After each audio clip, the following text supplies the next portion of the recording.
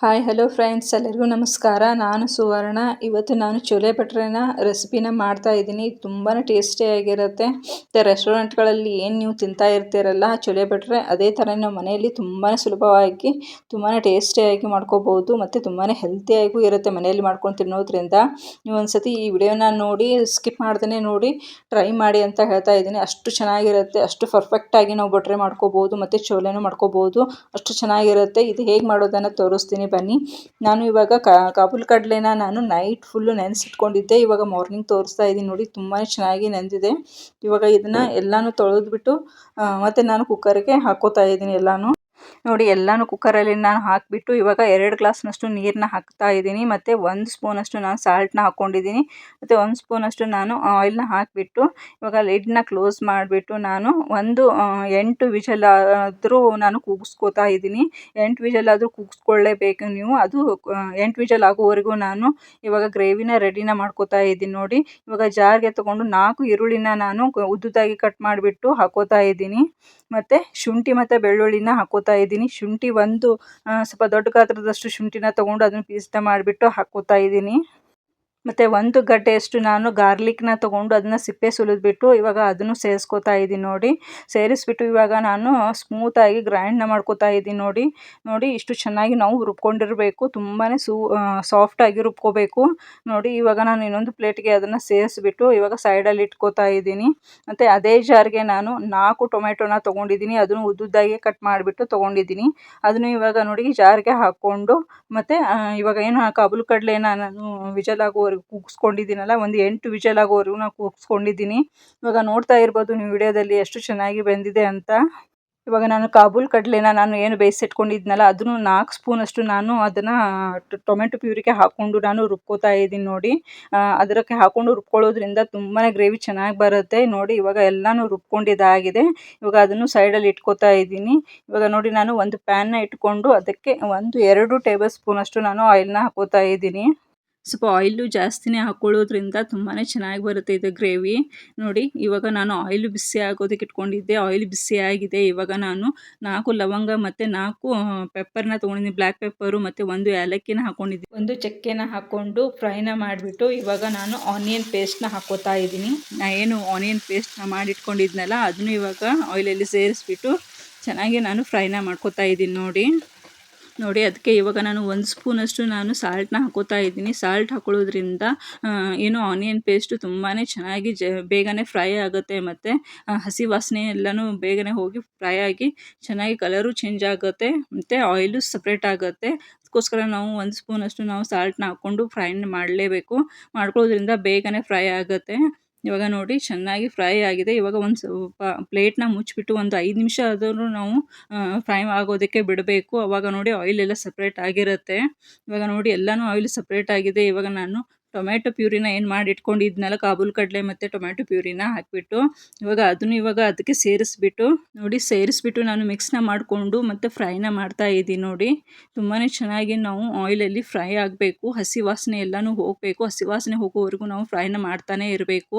ಇವಾಗ ನಾನು 1 ಸ್ಪೂನಷ್ಟು ಅರಿಶಿನ ಹಾಕ್ಕೊಂಡಿದ್ದೀನಿ. ಮತ್ತು 2 ಸ್ಪೂನಷ್ಟು ನಾನು ಕೊರಿಯಂಡರ್ ಪೌಡ್ರನ್ನ ಹಾಕ್ಕೊಂಡಿದ್ದೀನಿ. ಮತ್ತು 1 ಸ್ಪೂನಷ್ಟು ನಾನು ಜೀರಾ ಪೌಡ್ರನ್ನ ಹಾಕ್ಕೊಂಡು ಮತ್ತು 2 ಸ್ಪೂನಷ್ಟು ನಾನು ರೆಡ್ ಚಿಲ್ಲಿ ಪೌಡ್ರನ್ನ ಹಾಕ್ಕೊಂಡ್ಬಿಟ್ಟು ಎಲ್ಲನೂ ನಾನು ಮಿಕ್ಸ್ನ ಮಾಡ್ಕೋತಾ ಇದ್ದೀನಿ. ನೋಡಿ, ಎಲ್ಲನೂ ಮಿಕ್ಸ್ನ ಮಾಡಿಬಿಟ್ಟು ಚೆನ್ನಾಗಿ ನಾವು ಆಯಿಲಲ್ಲಿ ಫ್ರೈ ಮಾಡಬೇಕು.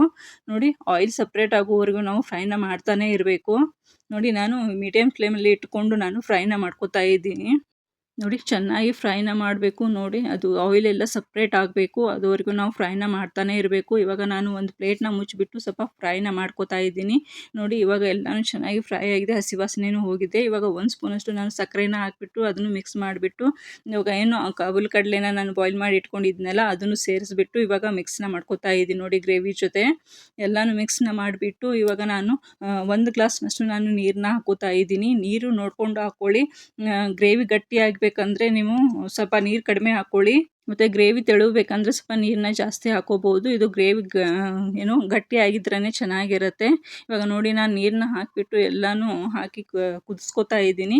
ಕುದಿಸ್ಕೊಂಡು ಇವಾಗ 1 ಸ್ಪೂನಷ್ಟು ನಾನು ಗರಂ ಮಸಾಲನ ಹಾಕ್ಕೋತಾ ಇದ್ದೀನಿ. ಹಾಕ್ಕೊಂಡು ಚೆನ್ನಾಗಿ ನಾನು ಮಿಕ್ಸ್ನ ಮಾಡ್ತಾ ಇದ್ದೀನಿ. ಮತ್ತು ಲಾಸ್ಟಲ್ಲಿ ನಾನು ಕಸೂರಿ ಮೇಥಿನ ಅದನ್ನು ಸ್ವಲ್ಪ ಕೈಲೇನೆ ಸ್ವಲ್ಪ ಪೌಡ್ರ್ ಮಾಡಿಬಿಟ್ಟು ಹಾಕ್ಕೋತಾ ಇದ್ದೀನಿ. ನೋಡಿ ಕಸೂರಿ ಮೇಥಿ ಹಾಕೊಳ್ಳೋದ್ರಿಂದ ತುಂಬಾ ಟೇಸ್ಟಿಯಾಗಿರುತ್ತೆ, ತುಂಬಾ ಫ್ಲೇವರ್ ಚೆನ್ನಾಗಿ ಬರುತ್ತೆ. ಅಷ್ಟು ಟೇಸ್ಟಿಯಾಗಿರುತ್ತೆ ಇದು ಕಾಬೂಲ್ ಕಡಲೆ ಇದು ಮಸಾಲ ತುಂಬಾ ಚೆನ್ನಾಗಿರುತ್ತೆ. ಒಂದು 5 ನಿಮಿಷ ಆದರೂ ನಾವು ಕುದಿಸ್ಕೋಬೇಕು. ಕುದಿಸಿದ ಮೇಲೆ ಸ್ವಲ್ಪ ಗಟ್ಟಿ ಆಗುತ್ತೆ. ಅದು ಗಟ್ಟಿ ಆದಮೇಲೆ ನಾನು ಕೊತ್ತಂಬರಿ ಸೊಪ್ಪನ್ನ ನಾನು ಚಿಕ್ಕ ಚಿಕ್ಕದಾಗಿ ಕಟ್ ಮಾಡಿಬಿಟ್ಟು ಲಾಸ್ಟಲ್ಲಿ ನಾನು ಹಾಕ್ಕೋತಾ ಇದ್ದೀನಿ. ನೋಡಿ ಹಾಕಿಬಿಟ್ಟು ಅದನ್ನು ಚೆನ್ನಾಗಿ ನಾನು ಮಿಕ್ಸ್ನ ಮಾಡ್ಕೋತಾ ಇದ್ದೀನಿ. ಸ್ವಲ್ಪ ಬಾಯ್ಲ್ ಮಾಡ್ಕೋಬೇಕು. ನೋಡಿ ಇವಾಗ ಗ್ರೇವಿ ನೋಡ್ತಾ ಇರ್ಬೋದು ನೀವೇ ಎಷ್ಟು ಗಟ್ಟಿಯಾಗಿ ಬಂದಿದೆ, ಎಷ್ಟು ಚೆನ್ನಾಗಿ ಬಂದಿದೆ ಅಂತ. ಇದು ಸ್ವಲ್ಪ ಆರಿದ ಕೂಡಲೇ ಇನ್ನೂ ಗಟ್ಟಿ ಆಗುತ್ತೆ. ತುಂಬಾ ಚೆನ್ನಾಗಿರುತ್ತೆ, ತುಂಬಾ ರುಚಿಯಾಗಿರುತ್ತೆ ಅಂತಲೇ ಹೇಳ್ಬೋದು. ಅಷ್ಟು ರುಚಿಯಾಗಿರುತ್ತೆ. ನೀವೇನು ರೆಸ್ಟೋರೆಂಟ್ಗಳಲ್ಲಿ ತಿಂತಾ ಇರ್ತೀರಲ್ಲ ಅದೇ ಥರನೇ ನಾವು ಮನೆಯಲ್ಲಿ ತುಂಬಾ ಸುಲಭವಾಗಿ ಮಾಡ್ಕೋಬೋದು. ಇದನ್ನು ಇನ್ನೊಂದು ಬೌಲಲ್ಲಿ ನಾನು ಹಾಕೋತಾ ಇದ್ದೀನಿ. ನೋಡಿ ಹಾಕ್ಕೊಂಡು ನಿಮಗೆ ತೋರಿಸ್ತಾ ಇದ್ದೀನಿ ಎಷ್ಟು ಚೆನ್ನಾಗಿ ಬಂದಿದೆ ಅಂತ ಕಾಬೂಲ್ ಕಡಲೆ. ಇದು ಚೆನ್ನ ಮಸಾಲ ಅಂತೂ ತುಂಬಾ ರುಚಿಯಾಗಿರುತ್ತೆ, ಅಷ್ಟು ರುಚಿಯಾಗಿರುತ್ತೆ. ಇದು ಒಂದ್ಸತಿ ನೀವು ಟ್ರೈ ಮಾಡಿ ನಿಮಗೆ ಗೊತ್ತಾಗತ್ತೆ. ಇದಂದ್ರೂ ಪೂರಿ, ಚಪಾತಿ ಮತ್ತು ಭಟೂರೆಗಂತೂ ತುಂಬಾ ಚೆನ್ನಾಗಿರುತ್ತೆ, ಅಷ್ಟು ರುಚಿಯಾಗಿರುತ್ತೆ. ಇದನ್ನು ಇವಾಗ ಮಾಡಿಬಿಟ್ಟು ನಾನು ಸೈಡಲ್ಲಿ ಇಟ್ಕೋತಾ ಇದ್ದೀನಿ. ಇವಾಗ ನಾನು ಭಟೂರೆ ಮಾಡೋದಕ್ಕೆ ನಾನು ಹಿಟ್ಟನ್ನ ಕಲಿಸ್ಕೋತಾ ಇದ್ದೀನಿ. ನೋಡಿ ಇವಾಗ ಒಂದು ಪಾತ್ರೆನ ತಗೊಂಡು ಒಂದು ನೋಡು 3 ಕಪ್ನಷ್ಟು ನಾನು ಮೈದಾ ಹಿಟ್ಟನ್ನ ತೊಗೊಂಡಿದ್ದೀನಿ. ಮತ್ತು 1/4 ಕಪ್ನಷ್ಟು ನಾನು ಚಿರೋಟಿ ರವೆನ ಹಾಕಿಬಿಟ್ಟು ಮತ್ತು 1 ಸ್ಪೂನಷ್ಟು ನಾನು ಸಾಲ್ಟ್ನ ಹಾಕ್ಕೊಂಡಿದ್ದೀನಿ. ಮತ್ತು 1 ಸ್ಪೂನಷ್ಟು ನಾನು ಅಡುಗೆ ಸೋಡಾನ ಹಾಕ್ಕೊಂಡಿದ್ದೀನಿ. ಮತ್ತು 1 ಸ್ಪೂನಷ್ಟು ನಾನು ಬೇಕಿಂಗ್ ಪೌಡ್ರನ್ನ ಹಾಕ್ಕೊಂಡಿದ್ದೀನಿ. ಮತ್ತು 1/4 ಕಪ್ನಷ್ಟು ನಾನು ಮೊಸರನ್ನ ಹಾಕಿಬಿಟ್ಟು ಚೆನ್ನಾಗಿ ಕಲಿಸ್ಕೊತಾ ಇದ್ದೀನಿ. ನೋಡಿ ಇವಾಗ ಕಲಿಸ್ಕೊಂಡಿದ್ಮೇಲೆ ಸ್ವಲ್ಪನೇ ನೀರನ್ನ ಹಾಕಿಬಿಟ್ಟು ನಾನು ಹಿಟ್ಟನ್ನ ಸಾಫ್ಟಾಗಿ ಕಲಿಸ್ಕೊತಾ ಇದ್ದೀನಿ. ತುಂಬಾ ಸಾಫ್ಟಾಗಿ ಕಲಿಸ್ಕೋಬೇಕು ಹಿಟ್ಟು. ಮತ್ತು ಸ್ವಲ್ಪ ಗಟ್ಟಿನೇ ಆಗಿರಬೇಕು, ಜಾಸ್ತಿ ತೆಳುವಾಗಿರಬಾರ್ದು. ನೋಡಿ ಇಷ್ಟು ಸಾಫ್ಟಾಗಿ ಸ್ವಲ್ಪ ಕಲಿಸ್ಕೋಬೇಕು ಹಿಟ್ಟನ್ನ. ನಾವು ಎಷ್ಟು ಸಾಫ್ಟಾಗಿ ಹಿಟ್ಟನ್ನ ಕಲಿಸ್ಕೋತೀವಲ್ಲ ಅಷ್ಟು ಚೆನ್ನಾಗಿ ಭಟೂರೆ ಬರುತ್ತೆ, ಅಷ್ಟು ಚೆನ್ನಾಗಿ ಉಬ್ಬಿ ಬರುತ್ತೆ ಮತ್ತು ಸಾಫ್ಟಾಗೂ ಇರುತ್ತೆ, ಅಷ್ಟು ಚೆನ್ನಾಗಿರುತ್ತೆ. ಸ್ವಲ್ಪ ಹಿಟ್ಟನ್ನ ನಾವು ತಟ್ಟಿದ್ರೆ ನಾವು ಹಿಟ್ಟು ತುಂಬಾ ಸಾಫ್ಟಾಗಿ ಬರುತ್ತೆ. ನೋಡಿ ಇವಾಗ ನಾನು 1 ಸ್ಪೂನಷ್ಟು ಮೇಲ್ಗಡೆ ಆಯಿಲ್ನ ಹಾಕಿಬಿಟ್ಟು ಚೆನ್ನಾಗಿ ಅದನ್ನು ಕಲಿಸ್ಕೋತಾ ಇದ್ದೀನಿ ಹಿಟ್ಟು. ಇನ್ನೊಂದು ಸ್ವಲ್ಪ ನಾವು ಆಯಿಲ್ನ ಹಾಕಿಬಿಟ್ಟು ಕಲಿಸ್ಕೋಬೇಕು. ಕಲಿಸ್ಕೊಂಡಿದ ಮೇಲೆ ಅದನ್ನು ಸ್ವಲ್ಪ ನೆನೆಯೋದಕ್ಕೆ ಬಿಡಬೇಕು ನಾವು. ನೋಡಿ ನಾನು ಆಯಿಲ್ನ ಹಾಕಿಬಿಟ್ಟು ಎಲ್ಲನೂ ಚೆನ್ನಾಗಿ ಕಲಿಸ್ಕೊಂಡಿದ್ದೀನಿ. ನೋಡಿ ನಾವು ಈ ಥರ ಫೋಲ್ಡ್ ಮಾಡಿಬಿಟ್ಟು ಹಿಟ್ಟನ್ನ ನೆನೆಸೋದಕ್ಕೆ ಇಟ್ಟರೆ ತುಂಬಾ ಚೆನ್ನಾಗಿ ಹಿಟ್ಟು ಉಬ್ಬಿ ಬರುತ್ತೆ. ನೋಡಿ ನಾನು ಈ ಥರ ಮಾಡಿದ್ದಿಲ್ಲ, ವಿಡಿಯೋದಲ್ಲಿ ತೋರಿಸ್ತಾ ಇದ್ದೀನಲ್ಲ ನೀವೇ ನೋಡ್ತಾ ಇರ್ಬೋದು. ಈ ಥರ ನೀವು ಮಾಡಿಬಿಟ್ಟು ಹಿಟ್ಟನ್ನ ನೆನೆಯೋದಕ್ಕೆ ಇಟ್ಬಿಡಿ. ನೋಡಿ ಒಂದು ಪ್ಲೇಟ್ನ ನಾನು ಇವಾಗ ಈ ಥರ ಮಾಡಿಬಿಟ್ಟು ಹಿಟ್ಟನ್ನ ನೆನೆಸೋದಕ್ಕೆ ನಾನು ಇಟ್ಕೋತಾ ಇದ್ದೀನಿ. ಇದನ್ನು 2 ಗಂಟೆ ಆದರೂ ನಾವು ನೆನೆಯೋದಕ್ಕೆ ಬಿಡಬೇಕು. ನೋಡಿ 2 ಗಂಟೆ ಆದಮೇಲೆ ನಾನು ನಿಮಗೆ ತೋರಿಸ್ತಾ ಇದ್ದೀನಿ. ನೋಡಿ ಹಿಟ್ಟು ಎಷ್ಟು ಉಬ್ಬಿ ಬಂದಿದೆ ಅಂತ, ಎಷ್ಟು ಸಾಫ್ಟ್ ಆಗಿದೆ ಅಂತ ನೀವೇ ನೋಡ್ತಾ ಇರ್ಬೋದು ವಿಡಿಯೋದಲ್ಲಿ. ತುಂಬಾ ಸಾಫ್ಟಾಗಿ ಬಂದಿದೆ, ತುಂಬಾ ಚೆನ್ನಾಗಿದೆ. ಇವಾಗ ನೋಡಿ ನಾನು ಸ್ವಲ್ಪ ಚಿಕ್ಕದಾಗಿಯೇ ಸ್ವಲ್ಪ ಉಂಡೆಗಳನ್ನಾಗಿ ಮಾಡ್ಕೊಂಡು ಇಟ್ಕೋತಾ ಇದ್ದೀನಿ. ನೋಡಿ ಇಷ್ಟು ಭಟೂರೆಗೆ ನಾವು ಎಷ್ಟು ಬೇಕು ಅಷ್ಟನ್ನ ಸೈಜ್ನ ತೊಗೊಂಡು ಸ್ವಲ್ಪ ರೌಂಡ್ ಶೇಪಲ್ಲಿ ನಾನು ತೊಗೊಂಡು ನೋಡಿ ಹಿಟ್ಟನ್ನ ನಾನು ಈ ಥರ ನಾನು ಫೋಲ್ಡ್ನ ಮಾಡಿಬಿಟ್ಟು, ಅಂದರೆ ಈ ಥರ ನಾನು ಒಳಗಡೆ ನಾನು ಹಿಂಗೆ ಮುಚ್ಕೋ ಥರ ಮಾಡಿಬಿಟ್ಟು, ನಾನು ವಿಡಿಯೋದಲ್ಲಿ ಏನು ತೋರಿಸ್ತಾ ಇದ್ದೀನಲ್ಲ ಆ ಥರ ನೀವು ಮಾಡಿಬಿಟ್ಟು ಅದನ್ನು ಸ್ವಲ್ಪ ಒಂದು 5 ನಿಮಿಷ ಆದರೂ ನೀವು ಅದನ್ನು ಪ್ಲೇಟ್ನ ಮುಚ್ಚಿಬಿಟ್ಟು ಇಡಿ. ಅಂದರೆ ಸ್ವಲ್ಪ ಉಬ್ಬಿ ಬರುತ್ತೆ, ಅಂದರೆ ಭಟೂರೆ ತುಂಬಾ ಚೆನ್ನಾಗಿ ಆಯಿಲಲ್ಲಿ ಹಾಕಿದ ಮೇಲೆ ಉಬ್ಬಿ ಬರುತ್ತೆ. ಅದಕ್ಕೋಸ್ಕರ ನಾವು ಒಂದು 10 ನಿಮಿಷ ಆದರೂ ನಾವು ಆ ಥರ ಎಲ್ಲ ಮಾಡಿಟ್ಟು ಒಂದು 10 ನಿಮಿಷ ಪ್ಲೇಟ್ ಮುಚ್ಚಿ ಇಟ್ಕೊಳ್ಳೇಬೇಕು. ನೋಡಿ ಇವಾಗ ನಾನು ಒಂದೊಂದೇ ತೋರಿಸ್ತಾ ಇದ್ದೀನಿ ನಿಮಗೆ. ಇವಾಗ ಒಂದು ಉಳ್ಳೆನ ತೊಗೊಂಡು ನಾನು ನೋಡಿ ಲಟ್ಟಿಸ್ಕೊತಾ ಇದ್ದೀನಿ. ಸ್ವಲ್ಪ ಉದ್ದುದಾಗಿ ನಾವು ಲಟ್ಟಿಸ್ಕೋಬೇಕು ಮತ್ತು ಸ್ವಲ್ಪ ಕ್ರಾಸಲ್ಲಿ ಲಟ್ಟಿಸ್ಕೋಬೇಕು. ಈ ಥರ ನಾನು ವಿಡಿಯೋದಲ್ಲಿ ತೋರಿಸಿದ ಹಾಗೆ ನೀವು ಲಟ್ಟಿಸ್ಕೊಳ್ಳಿ. ಸ್ವಲ್ಪ ದೊಡ್ಡದಾಗೆ ಸ್ವಲ್ಪ ಉದ್ದುದಾಗಿಯೇ ಲಟ್ಟಿಸ್ಕೊಳ್ಳಿ, ಅಂದರೆ ಭಟೂರೆ ಶೇಪು ಚೆನ್ನಾಗಿ ಬರುತ್ತೆ. ನೋಡಿ ಈ ಶೇಪಲ್ಲಿ ನಾವು ಲಟ್ಟಿಸ್ಕೋಬೇಕಾಗತ್ತೆ. ಇವಾಗ ನೋಡಿ ಆಯಿಲ್ ನಾನು ಬಿಸಿ ಮಾಡೋದಕ್ಕೆ ಇಟ್ಕೊಂಡಿದ್ದೆ. ಆಯಿಲ್ ಸ್ವಲ್ಪ ಜಾಸ್ತಿ ಬಿಸಿನೇ ಆಗಿರಬೇಕು. ಬಿಸಿ ಆದಮೇಲೆ ನೀವು ಲಟ್ಟಿಸ್ಕೊಂಡಿದ್ದ ಹಿಟ್ಟನ್ನ ನೀವು ಅದರಲ್ಲಿ ಹಾಕಿಬಿಟ್ಟು ಆಯಿಲಲ್ಲಿ ಫ್ರೈನ ಮಾಡ್ಕೋಬೇಕು. ನೋಡಿ ಭಟೂರೆ ಎಷ್ಟು ಚೆನ್ನಾಗಿ ಉಬ್ಬಿ ಬಂದಿದೆ ಅಂತ ನೀವೇ ನೋಡ್ತಾ ಇರ್ಬೋದು. ಒಳಗಡೆ ಅಷ್ಟು ತುಂಬಾ ಚೆನ್ನಾಗಿ ಸಾಫ್ಟಾಗಿರುತ್ತೆ, ಅಷ್ಟೇ ರುಚಿಯಾಗಿರುತ್ತೆ ಇದು ಭಟೂರೆ. ನೋಡಿ ಎಷ್ಟು ಪರ್ಫೆಕ್ಟಾಗಿ ಬಂದಿದೆ ಅಂತ ನೀವೇ ಒಂದು ಸತಿ ಟ್ರೈ ಮಾಡಿ, ನಿಮಗೆ ಗೊತ್ತಾಗತ್ತೆ. ನೋಡಿ ಎಷ್ಟು ಚೆನ್ನಾಗಿ ಉಬ್ಬಿ ಬಂದಿದೆ ಅಂತ ನೀವೇ ವಿಡಿಯೋದಲ್ಲಿ ನೋಡ್ತಾ ಇರ್ಬೋದು. ನೋಡಿ ಇಷ್ಟು ಕಲರ್ ಚೇಂಜ್ ಆದರೆ ಸಾಕು. ಇವಾಗ ನಾನು ಎಲ್ಲ ಅದನ್ನು ಫ್ರೈ ಮಾಡಿಬಿಟ್ಟು ಕಲರ್ ಚೇಂಜು ಆಗಿದೆ. ಇವಾಗ ನಾನು ಸಪ್ರೇಟಾಗಿ ತೆಗೆದಿಟ್ಕೋತಾ ಇದ್ದೀನಿ. ಇವಾಗ ಇನ್ನೊಂದು ತೋರಿಸ್ತಾ ಇದ್ದೀನಿ ಮಾಡಿ ನಿಮಗೆ. ನೋಡಿ ಇನ್ನೊಂದು ಲಟ್ಟಿಸ್ಬಿಟ್ಟು ತೋರಿಸ್ತಾ ಇದ್ದೀನಿ. ಅದನ್ನು ಸೇಮು ಉದ್ದಾಗಿಯೇ ನೀವು ಲಟ್ಟಿಸ್ಕೋಬೇಕು. ನೋಡಿ ಸ್ವಲ್ಪ ಕ್ರಾಸಲ್ಲಿ ಲಟ್ಟಿಸ್ಕೋಬೇಕು. ಈ ಥರ ಸ್ವಲ್ಪ ದೊಡ್ಡದಾಗಿಯೇ ಲಟ್ಟಿಸ್ಕೊಳ್ಳಿ. ಸ್ವಲ್ಪ ಉದ್ದುದಾಗಿಯೇ ಲಟ್ಟಿಸ್ಕೊಂಡ್ರೆ ಭಟ್ರೆ ಶೇಪು ಚೆನ್ನಾಗಿರುತ್ತೆ.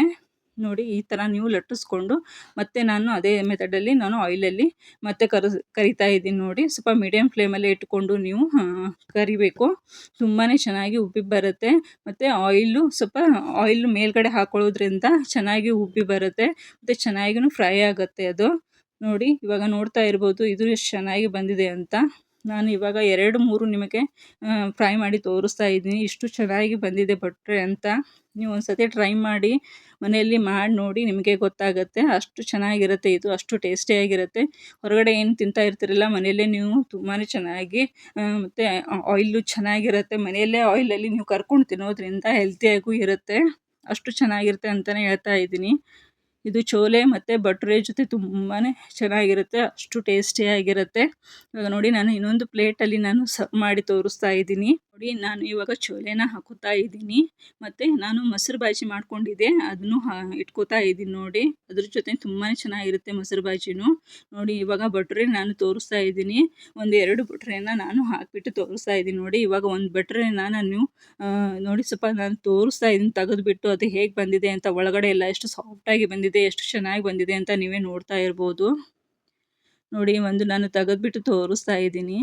ನೋಡಿ ಒಳಗಡೆ ಎಲ್ಲ ಎಷ್ಟು ಚೆನ್ನಾಗಿ ಬಂದಿದೆ ಅಂತ ನೀವೇ ನೋಡ್ತಾ ಇರ್ಬೋದು ವಿಡಿಯೋದಲ್ಲಿ. ಅಷ್ಟು ಚೆನ್ನಾಗಿ ಬರುತ್ತೆ, ಅಷ್ಟು ಪರ್ಫೆಕ್ಟಾಗಿ ಬರುತ್ತೆ. ನೀವು ಈ ಮೆಥಡಲ್ಲಿ ಮಾಡಿದ್ರೆ ತುಂಬಾ ಚೆನ್ನಾಗಿ ಪರ್ಫೆಕ್ಟಾಗಿ ನೀವು ಭಟ್ರೆ ಮಾಡ್ಕೋಬೋದು. ತುಂಬಾ ಸಾಫ್ಟಾಗಿಯೂ ಇರುತ್ತೆ, ತುಂಬಾ ಟೇಸ್ಟಿಯಾಗೂ ಇರುತ್ತೆ. ನೋಡಿ ನಾನು ಇವಾಗ ಚೋಲೆ ಜೊತೆ ತಿಂತಾ ಇದ್ದೀನಿ. ತುಂಬಾ ರುಚಿಯಾಗಿರುತ್ತೆ. ಎರಡು ಅಂತೂ ತುಂಬಾ ಚೆನ್ನಾಗಿರುತ್ತೆ. ಒಂದು ಸತಿ ನೀವು ಟ್ರೈ ಮಾಡಿ ನಿಮಗೆ ಗೊತ್ತಾಗುತ್ತೆ ಅಷ್ಟು ಚೆನ್ನಾಗಿರುತ್ತೆ ಅಂತಲೇ ಹೇಳ್ತಾ ಇದ್ದೀನಿ. ಈ ವಿಡಿಯೋ ಇಷ್ಟ ಆದರೆ ಪ್ಲೀಸ್ ಲೈಕ್ ಮತ್ತು ಸಬ್ಸ್ಕ್ರೈಬ್ ಮಾಡ್ಕೊಳ್ಳೋದನ್ನು ಮರಿಬೇಡಿ. Thank you friends.